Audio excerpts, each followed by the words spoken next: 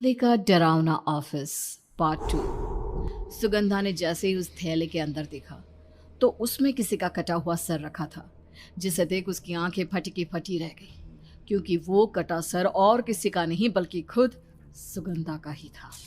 ये देखकर सुगंधा वहीं बेहोश हो गई। कुछ देर बाद जब उसे होश आया तो वो हड़बड़ाकर लिफ्ट से बाहर निकलने की कोशिश करने लगी, पर लिफ्ट खुलने की जगह सीधा ऊपर जाने लगी और वो 13वें फ्लोर पर जाकर रुक गई। बचाओ, मुझे बचाओ, ये क्या हो रहा है?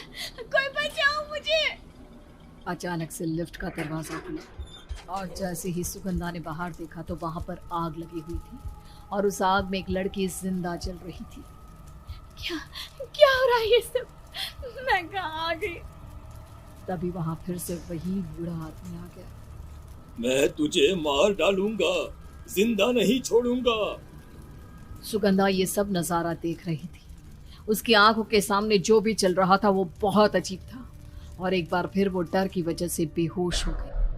क्या हुआ मैडम, क्या हुआ? अरे आप ठीक तो है ना? आप चिल्ला क्यों रही हैं? कौन मार रहा है आपको? आवाज सुनकर सुगंधा अपनी आंखें खोलती है और खुद को एक कैब में बैठा पाती है। मैं वो आदमी, मैं कैब में कब आई? अरे मैडम, अभी थोड़ी देर पहले ही तो आप मेरी कैब में आई हैं। एक नींद के झटके में सब कुछ भूल गई क्या? थोड़ी देर के बाद सुगंधा अपने घर पहुंच जाती है। रात बीतती है और अगले दिन सुगंधा फिर ऑफिस पहुंचती है। अब वो जैसे ही लिफ्ट में जाने वाली होती है उसके पहले ही उसे सुमित मिल जाता है। अरे सुगंधा, तुम आ गई। और बताओ, कल कितनी देर रुकी थी ऑफिस में? पता नहीं सुमित, कुछ समझ में नहीं आ रहा। जब से इस ऑफिस में आई हूँ तब से मेरे साथ कुछ अजीब अजीब हो रहा है। अजीब मतलब? किस बात से परेशान हो तुम? देखो ना सुमित, कल मैं फिर से 13वें फ्लोर पर पहुंच गई थी और वहां मैंने बहुत डरावनी चीजें देखी। बात करते हुए वो दोनों लिफ्ट के अंदर जाते हैं और जैसे ही लिफ्ट ऊपर जाती है अचानक सुमित उस बूढ़े आदमी की शक्ल में बदल जाता है, जिसे देखकर सुगंधा के होश उड़ जाते हैं। तुम फिर से आ गई। तुम कहाँ से आ गए? यहाँ तो सुमित था ना। तुम आखिर हो कौन और क्यों बार बार मेरे सामने आ जाते हो? मैं वही हूँ जिसने तुम्हें मौत के हवाले किया था। सुगंधा जोर से चीखती है। तभी अनाया और सुमित उसे आवाज देते हैं। क्या हुआ? क्यों चिल्ला रही हो? क्या हुआ सुगंधा? अरे तुम लैपटॉप की स्क्रीन की तरफ इशारा करके क्यों चिल्ला रही हो? क्या हुआ? तुम यहाँ पर कैसे? तुम तो अभी लिफ्ट में। बूढ़ा आदमी। नो, क्या हो रहा है ये सब? क्या कह रही हो? हमें कुछ समझ में नहीं आ रहा। उसके बाद उस दिन पूरा वक्त शांति से ऑफिस में काम करके सुगंधा अपने घर लौट जाती है।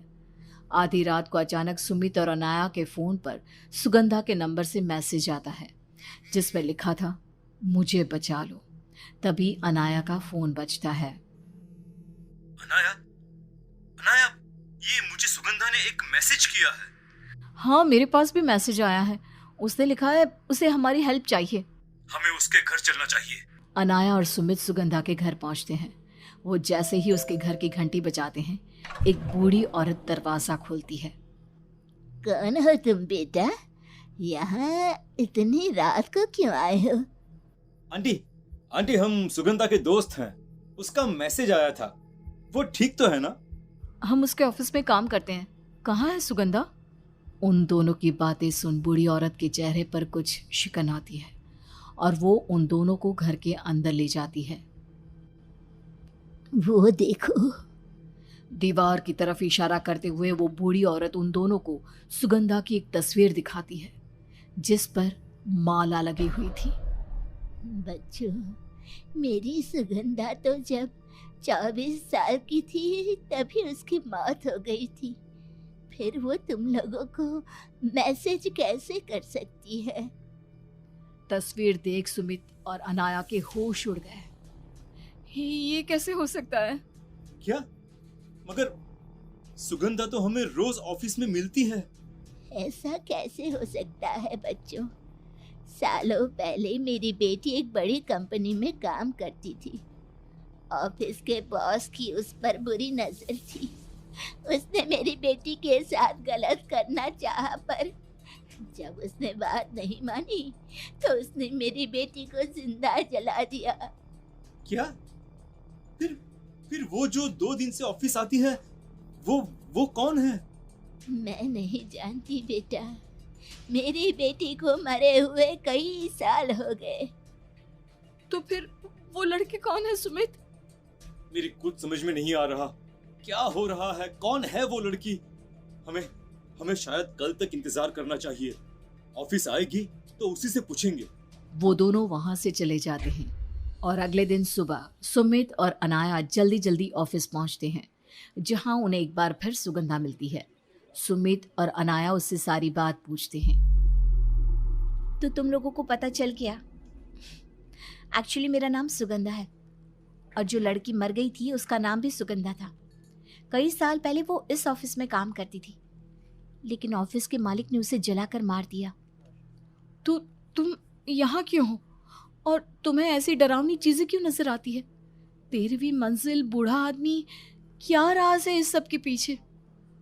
क्योंकि वो लड़की मेरी हम शक्ल थी। एक दिन ऐसे ही मैंने सोशल मीडिया पर उसे देखा था। उसके बाद मुझे उसके मैसेज आने शुरू हो गए। फिर अचानक एक दिन मुझे इस ऑफिस से कॉल आया और यहाँ आने के बाद मेरे साथ ये सब शुरू हो गया। मुझे लगता है वो लड़की अपने लिए जस्टिस चाहती थी।